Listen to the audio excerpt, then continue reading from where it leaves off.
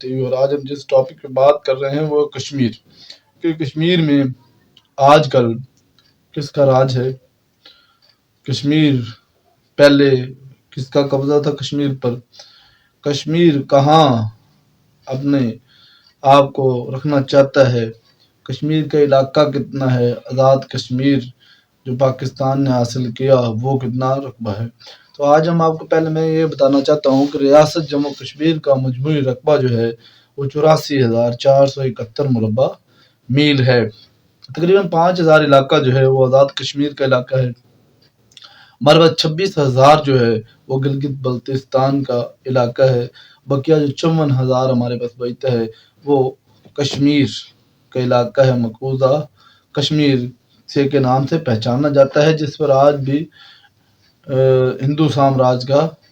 راج ہے، اور ہندو لوگ اس پہ ظلم و ستم کر رہے ہیں اور زبردستی مسلمانوں کو اپنے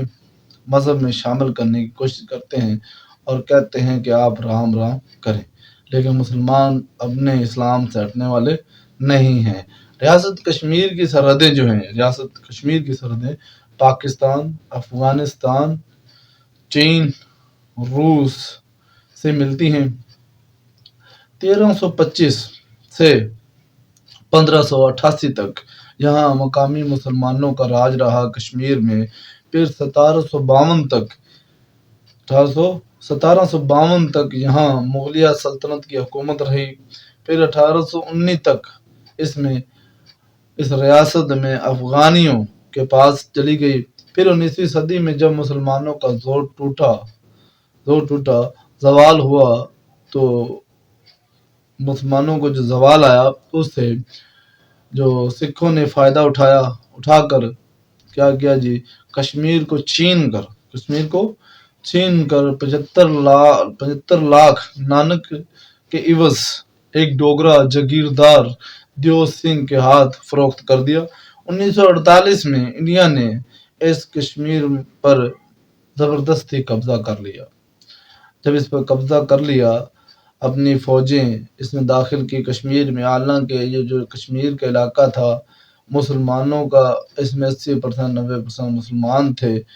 تقریباً 97% کے یہاں پہ مسلمان تھے، اور وہ پاکستان میں شامل ہونا چاہتے تھے، لیکن اس میں آپ دیکھیں یہاں پہ جو علاقہ آتا ہے آزاد کشمیر کا، یہاں سے کوئی ہمالیہ کی پہاڑیاں بھی گزرتی ہیں، اور یہاں سے تمام پہاڑ جو ہوتے شروع ہوتے ہیں، گلگت بلتستان کا علاقہ اسی میں آتا ہے۔ تو اس میں جو ہمارے دریا ہیں جیلم، راوی، چناب، جو دریا یہاں سے اسی کے حصہ ہیں، آزاد کشمیر سے نکلتے ہیں، پھر اسی کو چھیننے کے لیے اگر ان کے پاس ہوتا تو جیسے ہمارے دریا جو آتا ہے وہاں سے جیلم، تو اس پر قبضہ کر لیتے، ہماری طرف پانی نہیں آنے دیتے، تو اگر یہ بھی ہوتا تو ہمارے طرف تو وادی سندھ جو ہوتا ہے، وہ سندھ کا علاقہ ہے جہاں میں ہمارے پاس دریا آتا ہے، سندھ دریا، وہ بھی یہیں سے آتا ہے۔ تو بات کرنے کا مقصد یہ کہ جتنا بھی پانی ہوتا تو ہمیں تو کہیں بھی پانی نہیں ملنا تھا، 1948 میں قبضہ کر لیتے ہیں، اپنی زبردستی فوج اس میں داخل کرتے ہیں۔ ریاست ہے جو 2.25 صدیوں سے کشمیر کی جو ریاست ہے اس پر جو ظلم و بربریت ہو رہا ہے، وہ 2 صدیوں سے جبر کی چکی میں پس رہے ہیں کشمیری بیچارے۔ کشمیر کے لیے پاکستان نے بھارت کے ساتھ 3 بڑی تباہ کن جنگیں بھی لڑ چکا ہے، شملہ معاہدہ بھی ہوا، کنٹرول لائن بھی بنا دی گئی۔ کشمیر میں مسلمانوں کی اکثریت ہے، وہ پاکستان کے ساتھ الحاق کرنا چاہتے ہیں۔ 70 لاکھ کشمیریوں، آپ اندازہ لگائیں کہ 70 لاکھ کشمیریوں کے لیے کی جاسوسی کے لیے 16 بھارتی خفیہ ایجنسیاں کام کر رہی ہیں۔ اب تک 95,000 سے زائد افراد کو شہید کیا جا چکا ہے، جس میں عورتوں، بچوں اور نوجوانوں کی بڑی تعداد شامل ہے۔ اور مسئلہ کشمیر جو ہے وہ حل کیوں نہیں ہوتا؟ اب دیکھیں، آزاد کشمیر ہم نے لیا بڑی مشکل سے، 15 ماہ کی جدوجہد تھی، کارگل کی جنگ بھی لڑی گئی،